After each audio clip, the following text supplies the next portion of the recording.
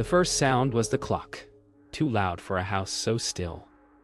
Each tick cracked through the stale air, echoing down the narrow hallway where shadows stretched and shrank with every flicker of light. The woman who owned the place had left in a rush, saying little more than, "You'll be safe here." But the house didn't feel safe. It felt awake. As I unpacked my bag, the hum started again, faint, rhythmic, like something beneath the floorboards drawing breath. I froze at the end of the hall, staring at the locked door that seemed to throb in time with the sound. The air smelled faintly of lavender and rust. When I stepped closer, the humming stopped, replaced by a whisper from behind the wood. "You shouldn't have come." The bulb above me flickered once more, and for half a second, I saw a shadow slip past the crack beneath the door. A shadow that shouldn't have been there at all. Morning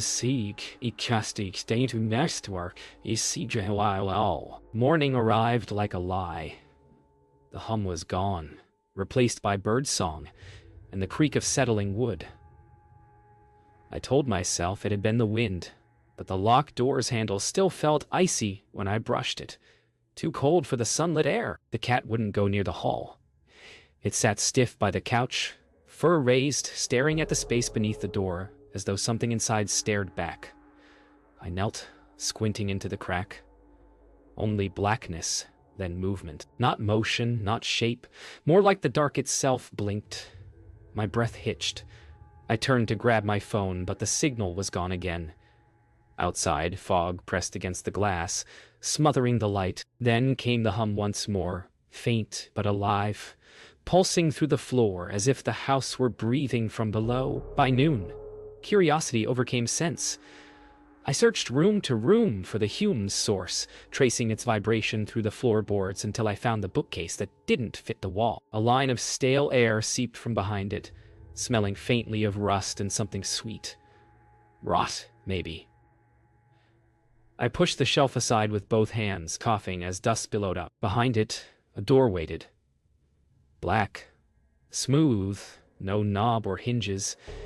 It looked painted from shadow itself. I pressed my ear against it. The hum pulsed harder, rhythmic, almost human. I whispered, "Hello?" The sound stopped instantly. Silence swallowed the air. I started to step back when 3 knocks struck from the other side, sharp, measured, deliberate. My throat closed. Someone was down there. I tried to ignore it. I made dinner, watched static on the television, told myself it was nothing. But that night, I woke to a faint scraping beneath the floorboards, followed by a whisper so dry and low, it barely formed words. "Hungry." My body locked. The cat hissed from under the couch, eyes fixed on the hall. I rose, feet bare against the cold floor, following the sound. It led straight to the hidden door. A weak orange light pulsed around its edges, in time with the hum. I leaned close, whispering, "Who's there?" The light flickered once. Then, behind me, a soft, broken voice, the cat's shaped into something wrong, murmured, downstairs. The next evening, I couldn't resist. The fear had become a need. To know, to see. With trembling hands, I wedged a screwdriver beneath the edge of the door and pried. It gave with a long, cracking groan, and the smell hit me first. Rot and metal. And something animal. A narrow staircase descended into black. The hum became a living thing, vibrating through my bones. My flashlight quivered as I stepped down, one at a time until the walls closed in, slick and wet. The light fell on a small concrete room. A mattress lay in the center, surrounded by empty cans, a cracked mirror, a flickering lantern. Someone had been living here recently. My breath fogged the air. Then, in the mirror's shimmer, I saw it. Not my reflection, but another woman's face, standing just behind me, smiling as if she'd never left. The basement's air was heavy, dense with cold that clung to my lungs. My flashlight sputtered once, then steadied on the mattress, empty, yet pressed down as if someone had just risen. The cracked mirror trembled in its frame, though the air was still. I whispered, "Hello?" But my voice died in the damp air. A sound answered. Not speech, but a shivering sigh that drifted from every wall at once. My reflection blinked before I did. I froze. Then faintly a figure moved behind the glass again. The woman with hollow eyes, her smile stretching too wide to be human. I stumbled back, heart hammering. The lantern on the floor flared bright, throwing her face against the walls. Not flesh and blood, but smoke shaped by memory. She whispered my name like she'd known me forever. When I ran upstairs, the air shifted. The house was colder now, the fog outside thicker, pressing against every window. The hum had changed, softer, almost like a lullaby whispered through old wood. I told myself ghosts weren't real, that grief could make shapes from shadows. But the house disagreed. Every mirror reflected her now, standing just behind me. Never moving, never blinking. I covered them all, one by one, until only the hallway mirror remained. My reflection stared back, lips trembling. Then hers appeared beside mine, faint, smiling. "You stayed," she whispered. The sound came not from the mirror, but from inside my chest, vibrating like a second heartbeat. The house seemed to sigh, content that I hadn't left. That night I found the diary. It was hidden inside the drawer of the old study desk, its cover warped with moisture, pages stuck together. The handwriting trembled across every line. Evelyn. She'd written about hearing someone in the walls, someone who whispered her name at night. She thought the house was alive, that it wanted to keep her. The last entry ended mid-sentence. It said it needs another. My hands shook. Upstairs, a door creaked open, though I hadn't moved. The hum returned, louder, layered with faint whispers repeating the same phrase over and over. Another. I looked toward the hall, and the shadow of a woman drifted past the doorway, her shape half-formed, flickering like light on water.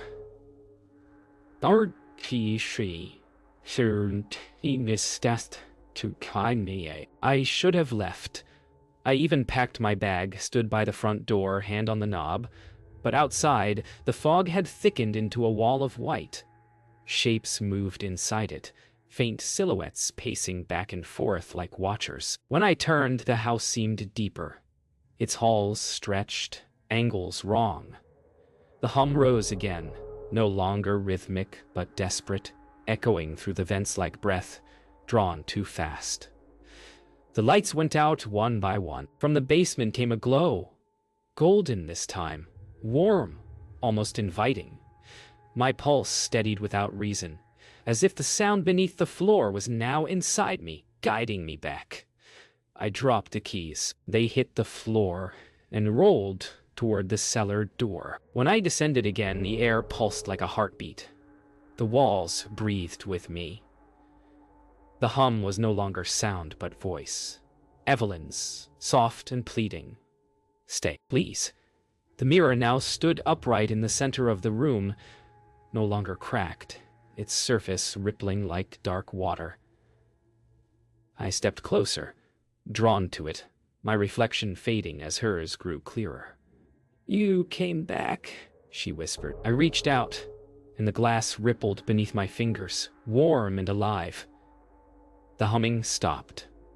The lantern flared, and for a breath I saw her standing where I had stood, eyes filled with calm. Then the glass went black. When I blinked, I was on the other side, staring out from within the mirror, watching my own body walk slowly back up the stairs. The world inside the mirror felt wrong.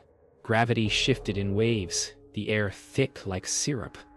Light bled from unseen corners, bending shapes that refused to stay still. I pressed my palms to the glass, but it was no longer solid. It pulsed beneath my touch, warm and slick like skin. On the other side, my body, or what wore my face, moved through the house, calm, deliberate. It touched objects I'd touched, smiled at things I couldn't see. I shouted, but no sound left my throat. The only echo was my own breath, bouncing off the black glass. Evelyn stood beside me, translucent and calm. "You see now," she said softly. "It only keeps one at a time." I turned to her, trembling. "Then why me?" Her smile was thin, infinite.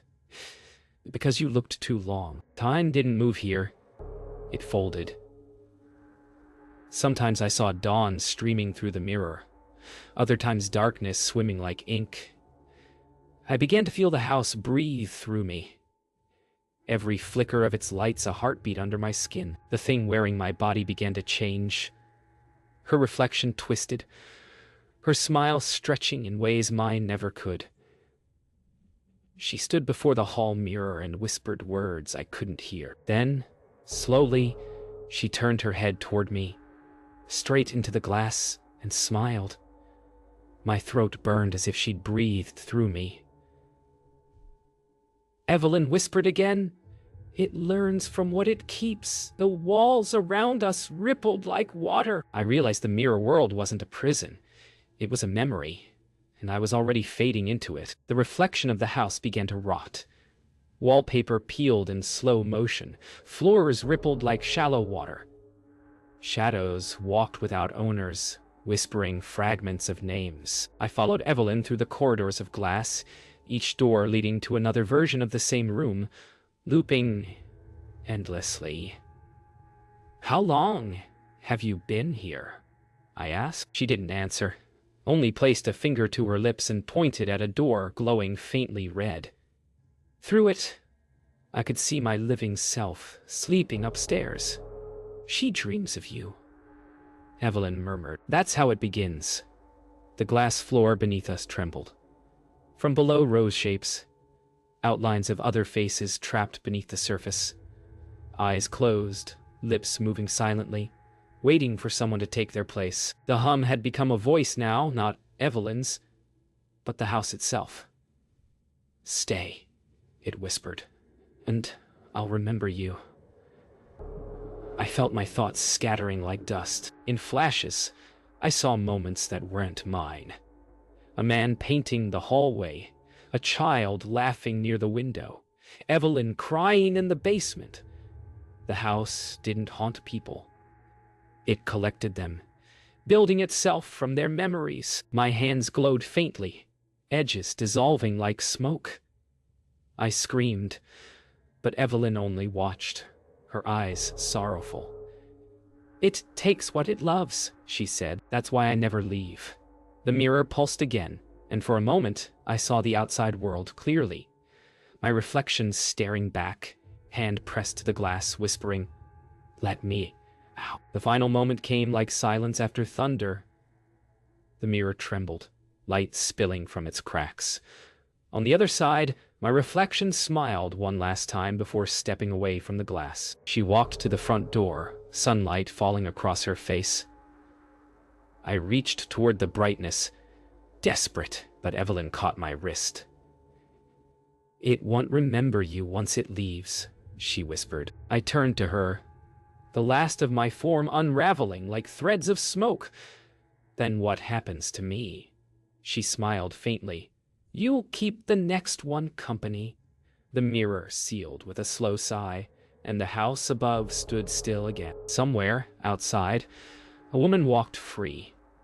And inside the glass, two shadows waited for the next caretaker to arrive. When the real estate agent handed over the keys, he said the house hadn't been touched in months. The air inside felt too cold for a spring afternoon. Dust hung motionless, as if time had stopped between heartbeats. The new caretaker walked through slowly, tracing fingertips across faded wallpaper. The scent of lavender polish lingered faintly. Old, familiar. In the hallway, the mirror caught their eye. Cracked at the corners, yet gleaming beneath layers of grime, it seemed to hum in silence. They tilted their head, and for a heartbeat, the reflection didn't follow. A flicker.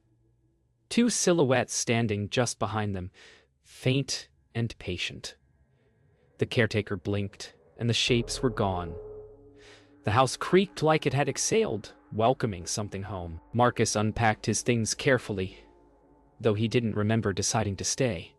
The cat from the listing, black, with bright green eyes, appeared at dusk, sitting by the mirror like it had been waiting. Every time Marcus passed, the reflection seemed to follow a fraction too slow. When he looked closer, he saw faint handprints on the glass, pressed from the inside. The air buzzed with low vibration, like the echo of someone whispering his name. He tried to ignore it, but when night came, soft footsteps padded through the upstairs hall, though no one else was there. The cat hissed once and fled beneath the couch. Marcus looked toward the mirror. It was glowing faintly now, gold at the edges, pulsing like a slow heartbeat. He started hearing them the second night. Faint murmurs from the mirror, sometimes laughing, sometimes whispering. The house changed subtly each time he slept. Furniture slightly moved, curtains drawn that he never touched. He found old letters in a drawer written by someone named Evelyn, words crossed out violently. Each page smelled of damp stone and dust. The last note read, "It watches through your eyes." He looked up from the letter to find the reflection already watching him. Eyes wide, unmoving. For a moment, the face wasn't his. It was hers. Then the lights flickered and everything returned to stillness. The hum deepened, rattling through the floor like distant thunder, and Marcus began to understand. The house didn't want a guest. It wanted a witness. Sleep refused to come. Every time Marcus closed his eyes, the hum turned to breathing. Slow, steady, matching his own. He dreamt of standing in the mirror's world, watching his reflection move freely outside. He'd wake with dust on his palms and the faint taste of rust in the air. The cat had vanished, leaving small paw prints leading to the basement door. He followed them by lantern light, hearing whispers circle around him. He's next. The basement felt larger now, endless and open. In the far corner, the mirror stood upright again, no longer cracked, surface gleaming like still water. The voices quieted. Then, from within, two shapes began to take form. A young woman and another older, both waiting in perfect stillness. He approached slowly, drawn by the warmth radiating from the glass. Their eyes met his, sorrowful, patient, pleading. "Don't touch it," a voice whispered, but it sounded like his own. He hesitated, trembling. The reflection of his hand moved first, pressing against the glass before he could. Light burst from the mirror, flooding the room in a blinding pulse. When his vision cleared, the basement was empty again. No mirror, no whispers, no warmth. Upstairs, the hallway lights flickered once, and a new reflection blinked away. Two women now stood behind the glass, joined by a third figure, a man, tall and still, staring out with quiet disbelief. The house sighed, satisfied, and the hum returned to its endless rhythm. The house sat empty again, or so the town believed.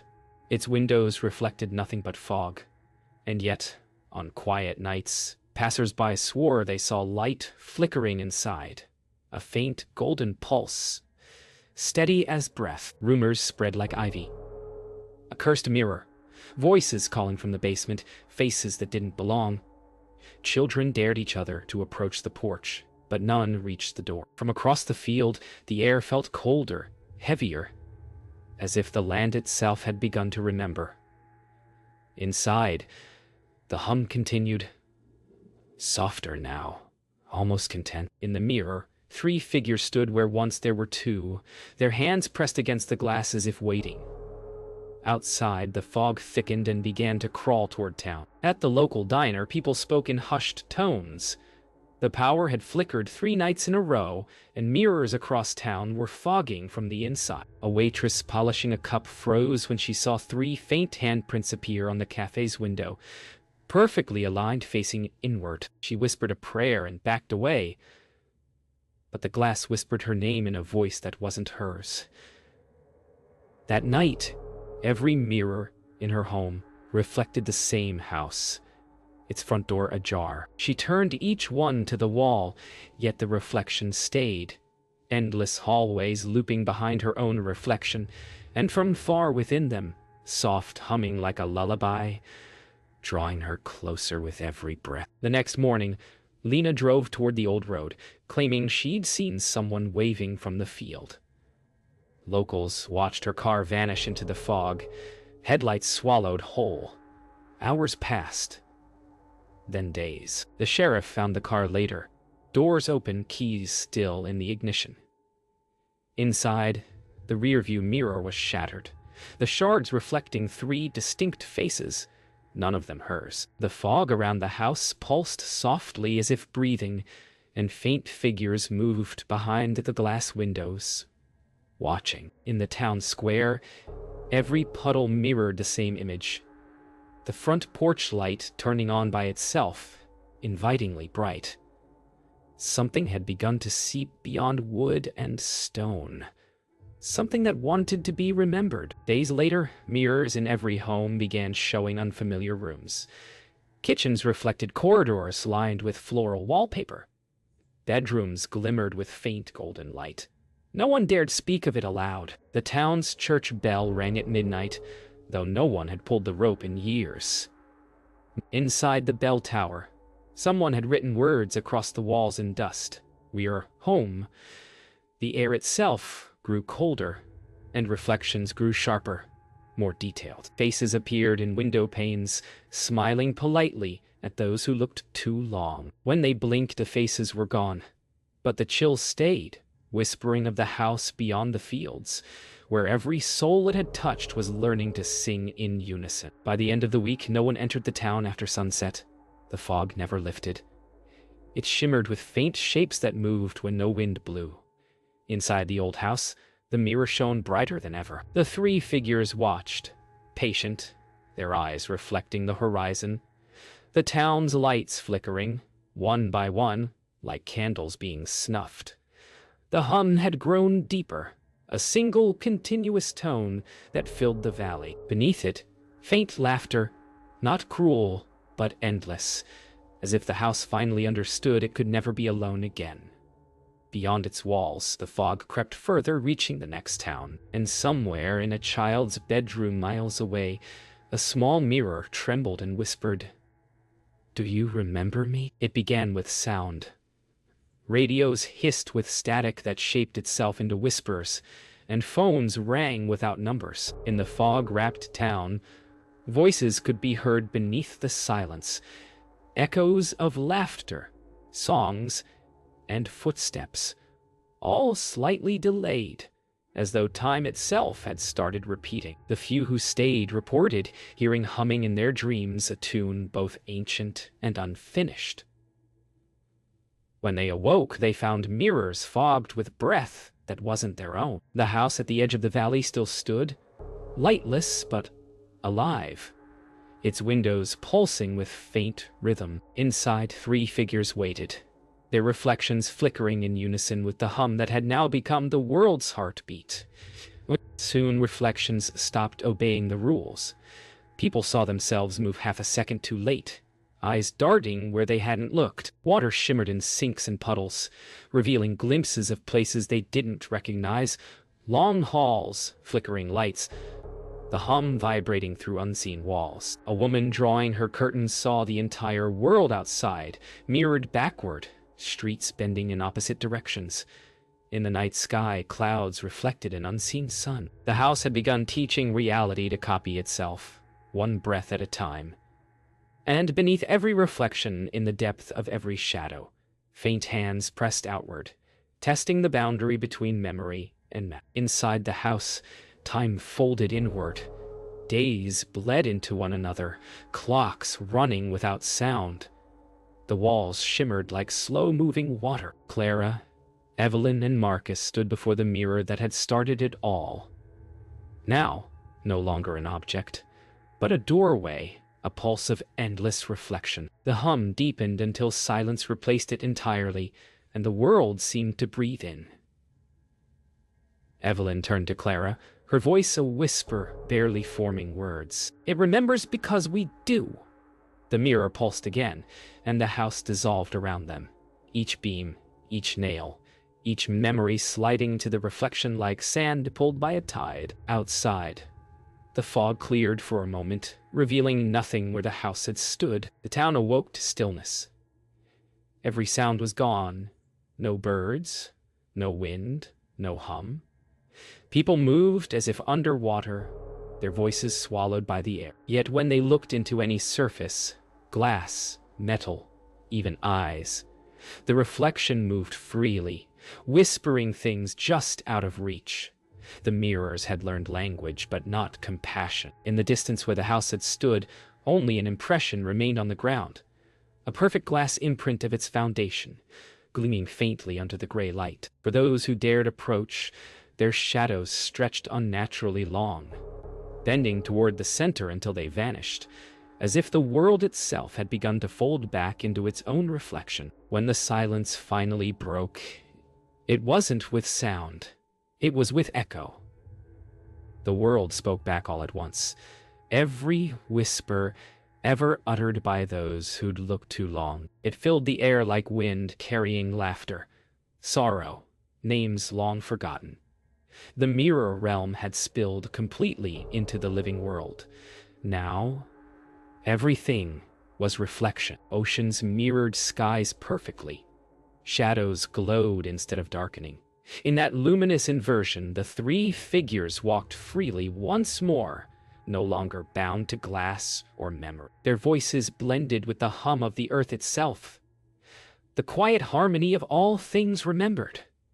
The house no longer existed, but its rhythm remained, alive in every still surface. And when the sun set, the world itself blinked just once, as though checking which side it was on. There was no dawn anymore, only the shimmer of reflected light rolling across a horizon without direction.